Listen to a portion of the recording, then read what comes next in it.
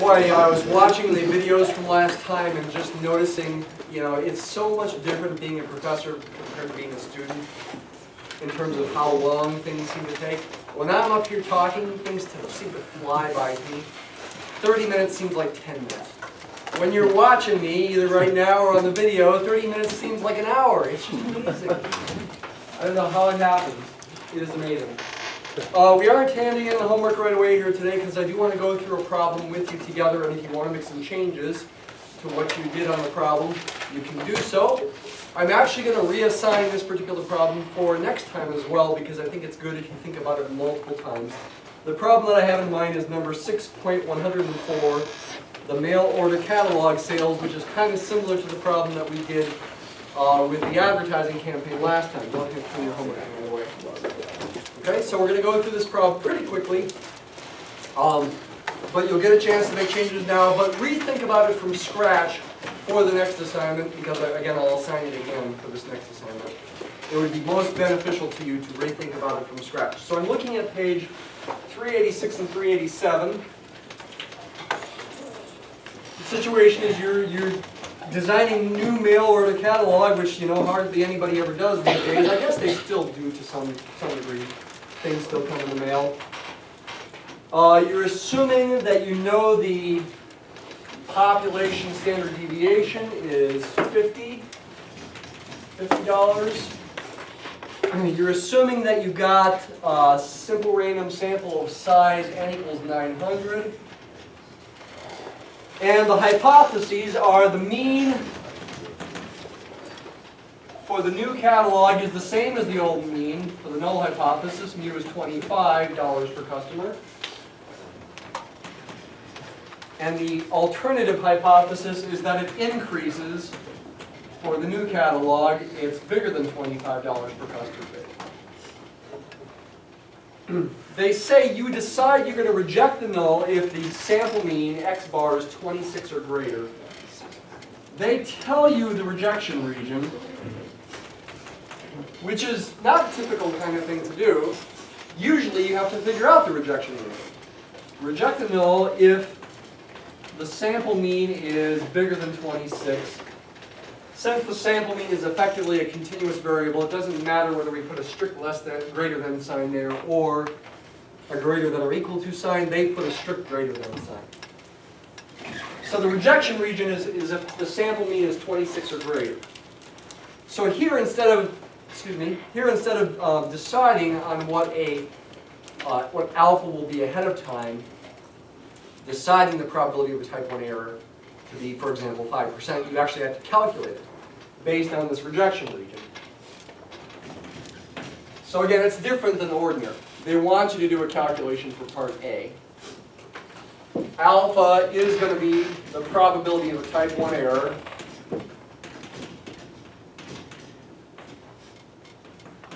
A type 1 error is like convicting an innocent person. The null hypothesis is the innocence, the assumption of innocence.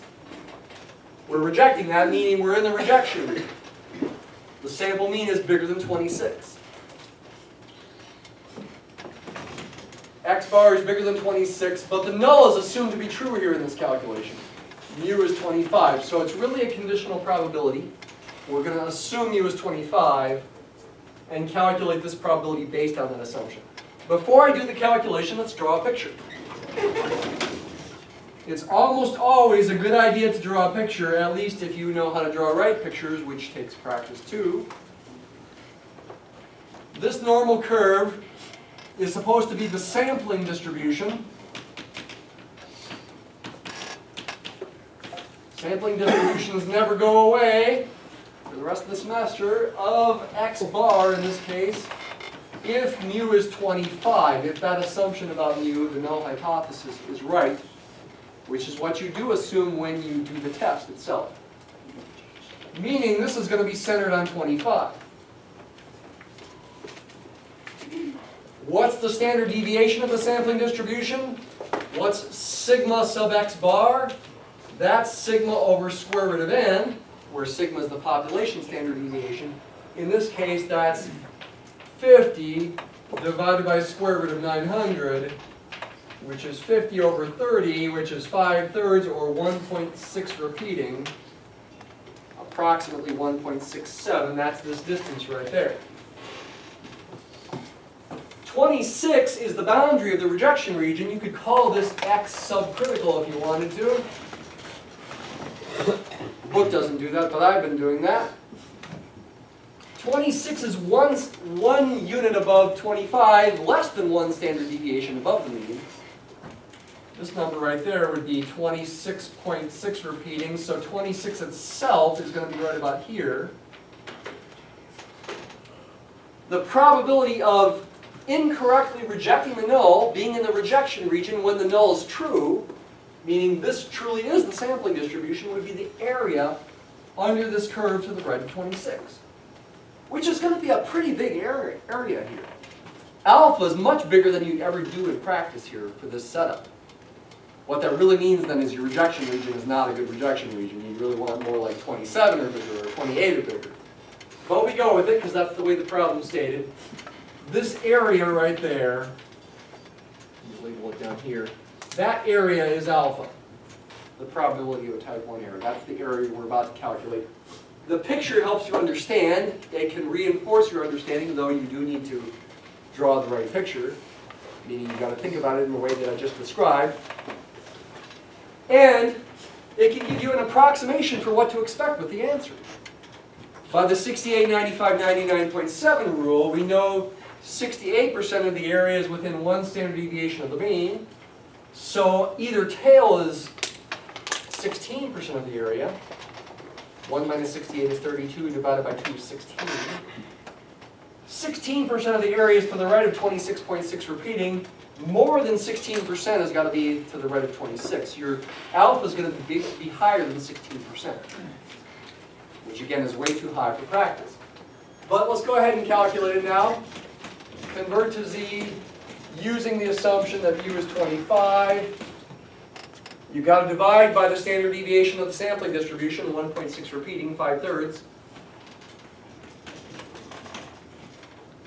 1 divided by 5/3 is 3/5, which is the same as 0.6. We now need to find the area under the standard normal curve to the right of 0.6.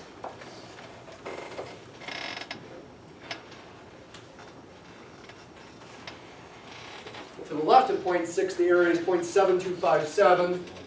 The answer is 1 minus 0.7257, which is the same as the area to the left of negative 0.6, 0.2743.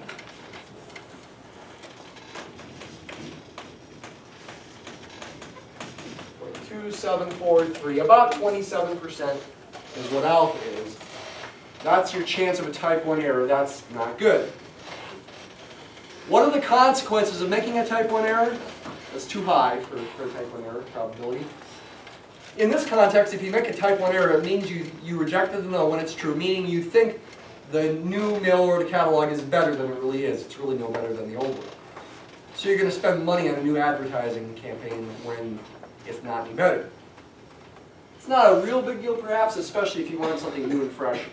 But yeah, you'd never want an alpha that big. Part B says, find the probability of a type 2 error when mu is $28. I think I'll just do part B and I'll skip part C. I suppose I better not if I'm letting you redo this. Okay, we'll do parts B and C. We'll do part C quickly. Part B says, find the probability of a type 2 error when mu is 28.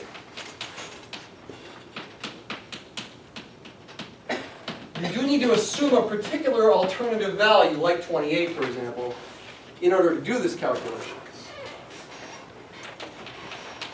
Type 2 error is failing to convict a guilty person. Failing to reject a null when it's false. You should have rejected it. The alternative is true. In this case, the alternative value that we're assuming is mu is 28. When you fail to reject, that means you're not in the rejection region. The rejection region is when x bar is to the right of 26. Therefore, when you fail to reject, x bar must be less than or equal to 26. Again, whether this is a less than or equal to or a strict less than is not a big deal because we're using a continuous distribution here. You standardize, But now subtract 28 rather than 25. Because it's a new assumption about mu. Before I finish the calculation, let me add to my picture. Where's 28? Right around here. There's 28. A normal curve of the same spread, approximately like this, centered at 28 would be the sampling distribution of x bar if mu is 28.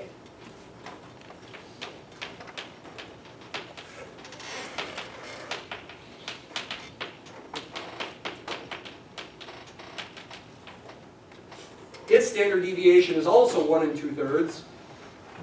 The picture is getting really messy here. One standard deviation below the mean for that one would be at 26.3 repeated. This is not a perfect drawing by any means. The chance of failing to reject when mu is 28 would be the area under that curve over here, to the left of 26. Because you're failing to reject, x bar is less than or equal to 26. And mu is assumed to be 28, so that area would be the answer. Looks like perhaps a smaller area than the first answer. That is the case. This is the probability that z is less than or equal to -6/5, which is -1.2. In table A, that probability is 0.1151.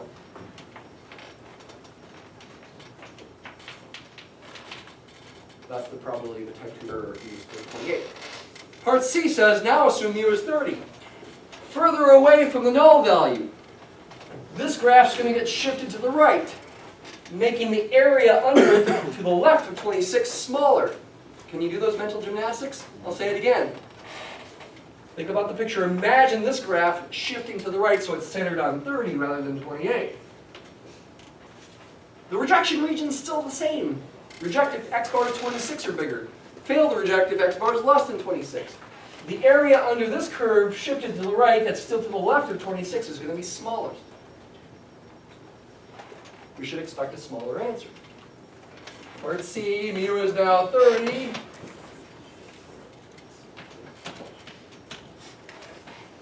You're going to subtract 30 rather than 28. You're going to get -2.4 here rather than -1.2. And your probability becomes 0.0082. Less than a 1% chance. You have greater power for alternative values that are further from the null. Which should make more sense, because if those alternative values further from the null are true, you are going to be more likely to reject the null correctly. You have greater power. The power, by the way, in each of these cases is 1 minus. In the first case, I forgot the answer, 0.1151. The power in the first case for part B, which you're not asked for, is 0.8849. And the power in the second case, when mu is 30, is 1 minus 0.0082, 0.9918. You want high power. If you assume a further value away from the null, you're going to have a higher power, because if that's true, you're going to be more likely to reject the null, as you should. When you're doing this calculation in real life, how do you decide what alternative value to pick? Pick the minimum value that's still practical in terms of I'd like to be able to reject the null at that alternative value. For example, with this problem, if your new catalog is profitable enough to justify the expenses when mu is 28, then calculate the power and the probability of type 2 error when mu is 28. If that's not big enough, if you need $30 to justify the new expenses, then calculate it for 30. Okay, so you sort of pick the minimum distance away from the null value that's still useful to you, that you'd still like to be able to reject the null at that value, if the alternative truly is true. Part D, they ask, the distribution of sales is not normal, it's right skewed. Many people buy nothing, some people buy a lot. It's nonetheless reasonable to use the normal curve here because of the central limit theorem. Okay, because x bar will be approximately 1.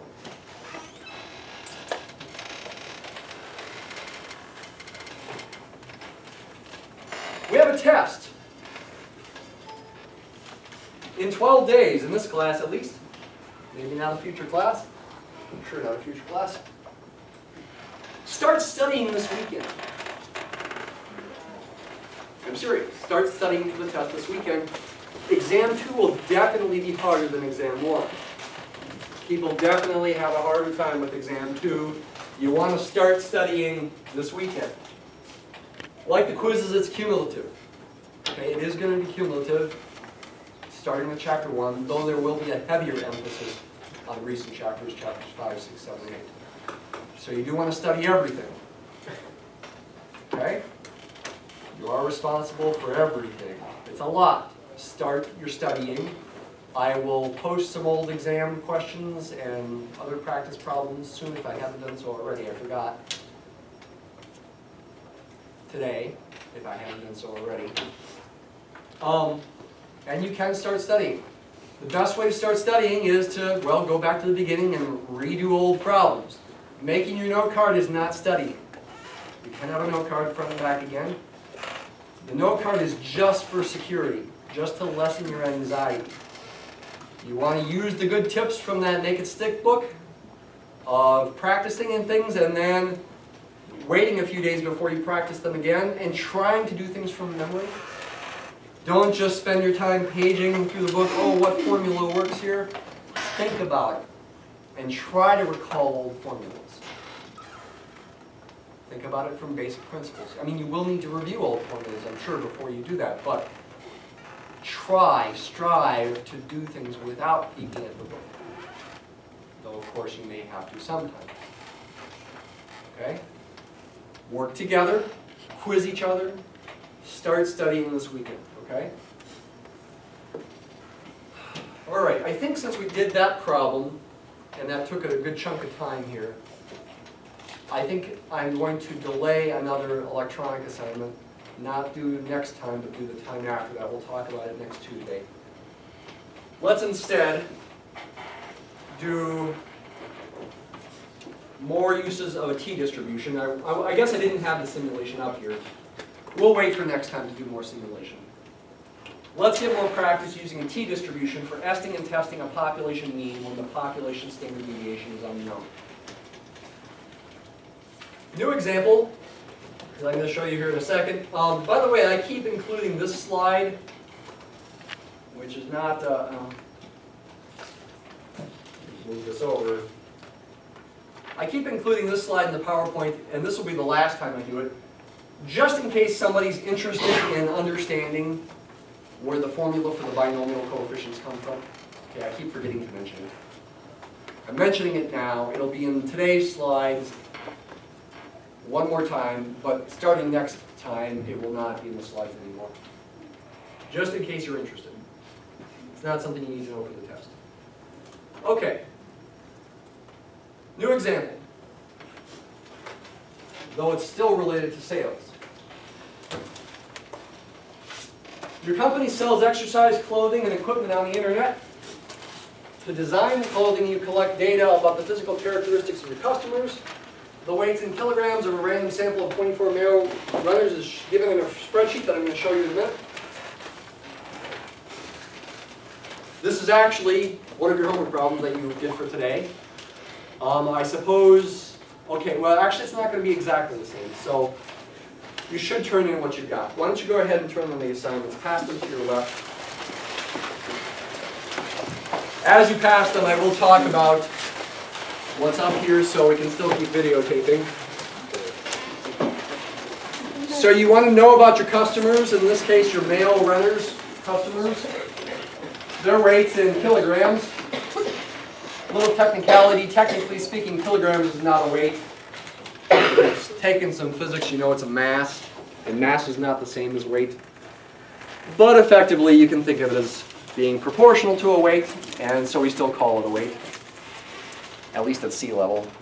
Technically it's slightly different if you're on top of Mount Everest or something. Other ones? Okay. Two things to do. Find a 95% confidence interval for the mean weight of all runners, all male runners, who could be potential customers. Therefore, it's an internet company, so your customer base is worldwide.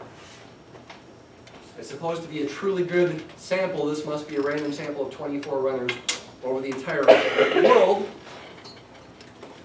And do a test about whether the mean is 61.3 kilograms or not. The or not means you're going to do a hypothesis test that's going to be two-tailed. You don't know whether it's higher or lower. This is a little different than our typical situation for hypothesis testing. We don't necessarily have a theory. I guess we did this with this agent and the spending on housing as well. We don't have a theory about whether it's 61.3 kilograms higher or lower. We just want to know. Maybe we've been told the mean weight of all male runners is 61.3 kilograms, and we're wondering, is that right or not, based on the information we have? Or maybe 61.3 represents the mean weight of all males, all adult males in the entire world, runners or not. And you are wondering, are runners different? I mean, you might have a theory that their mean weight is lower since they're runners. But we're going to treat this as a two-tailed test. So you got to look for keywords like that. Okay, so we need to use, first of all, the formula for a confidence interval to estimate the population mean mu. And this time, we've got data, so we're going to calculate a sample mean.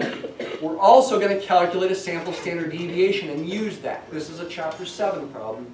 This is a t-distribution problem, not z. The formula looks like this. Estimate plus or minus margin of error. Point estimate, you might say. A one-number estimate. The logical one-number estimate is x bar. And in fact, that is the best estimate for the population mean. It is certainly logical and it's unbiased if you're doing simple random sampling. What's the margin of error? When we don't know sigma, we only know s. We use t star instead of z star. And we use s instead of sigma. Otherwise, the formula has a very similar feel. Estimate plus or minus margin of error. The estimate's the sample mean. The margin of error is the product of a special number times, what should I call this? The book gives this a special name. They call it the standard error for the mean. And sometimes they label standard error SE. And since it's for a mean, we put an x bar there. That's s over square root of n. The idea being that the standard error for x bar is approximately equal to the standard deviation for the sampling distribution of x bar, sigma sub x bar, which is sigma over square root of n. In effect, this number is, for a fixed n, a point estimate for this number for that fixed n. Is it unbiased, just like x bar is unbiased for mu? Actually, it's not. Maybe unfortunately, but it's still logical. Okay, and it's sort of close to being unbiased in some ways, but we won't worry about that. It's got a new name, though. It's called a standard error. But it's not going to be the only kind of standard error we're going to encounter for the rest of the semester. There are going to be lots of standard errors. In fact, there's going to be one other one today in Lecture B. In general, our book treats standard errors as estimates for standard deviations of sampling distributions. Remember what sampling distributions are? Often normal curves. They're density curves, distributions that model the variability in the statistic, like x bar, from sample to sample for a fixed sample size n. Okay, and this estimates that.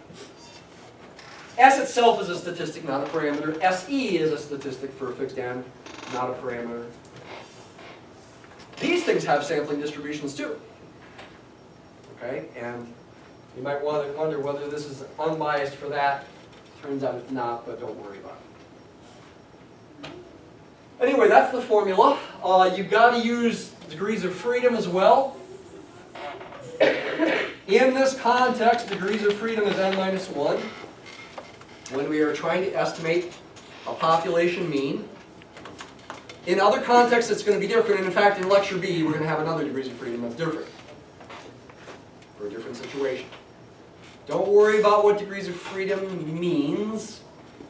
Okay? You can think of it intuitively in the sense that the lower the degrees of freedom, the lower n, the more variability there is in S and in SE, and therefore we need bigger confidence intervals, we need more cushion, we need T star to be bigger. And that's what happens. Sort of an intuitive approach to it. All right, where do we calculate these things? I've got them in the spreadsheet here. This data. There we go, there's the weights in kilograms. So we actually need to calculate X bar and S. You might have to do this on a test, on exam 2, with your calculator. We've done that before. On the spreadsheet, sample mean you can use equals average, as usual. Standard deviation, sample standard deviation, you can use equals STDEV. That's S. Okay, this is data from one of your homework problems that you turned in today, but there's a difference. Your problem was a chapter 6 problem where you were told to assume sigma was something. This is a chapter 7 problem where now we calculate S instead of knowing sigma. And so the answer ends up different. What's T star? Got to look in the table.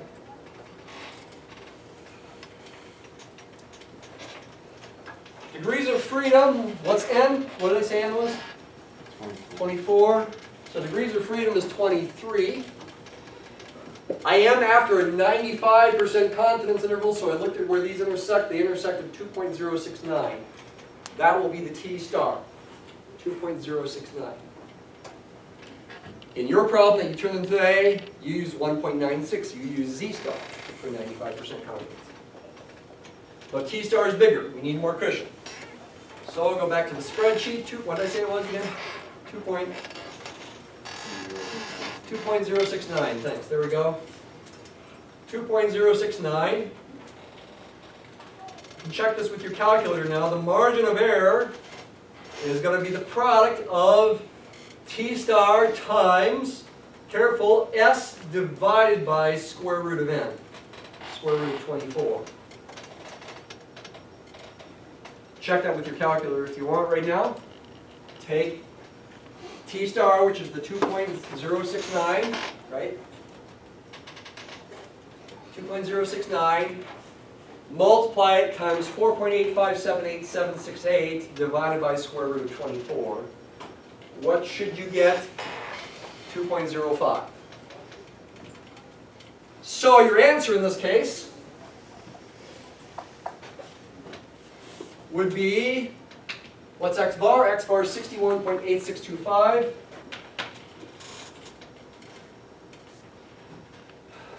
We go to the same precision as the original numbers, one decimal place. I'd write 61.9. Plus or minus the margin of error M. I like to go one more decimal place, though technically that's not always a good idea. If ever it's a good idea, 2.05. That's the plus or minus notation. The left endpoint is going to be 61.9 minus 2.05 is 59.85. And the right endpoint is going to be 63.95. Kilograms. Include your units. These are weights. Okay? Massive weights. What does this mean? It does not mean 95% of all male runners have weights between these two numbers. It does not mean that. It means we're 95% confident that the true mean weight for all male runners is in here somewhere. That's what it means. And if we did repeated sampling over and over and over again, samples of the same size 24, we get a bunch of different answers, not just because x bar is different in this case, but also because s is different. To contrast this with chapter 6. We get the intervals to be centered at different numbers and actually have different margins of error, but 95% of them approximately would contain the true unknown population mean.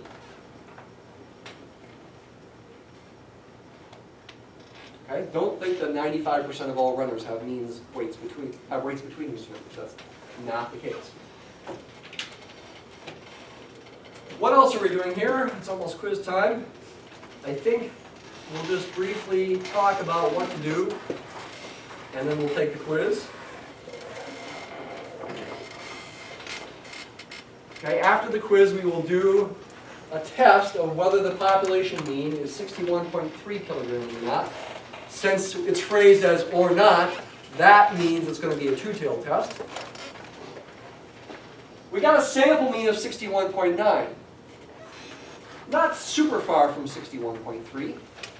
Your initial intuition might be, maybe we're not going to reject the null, because this is not too far away from 61.3.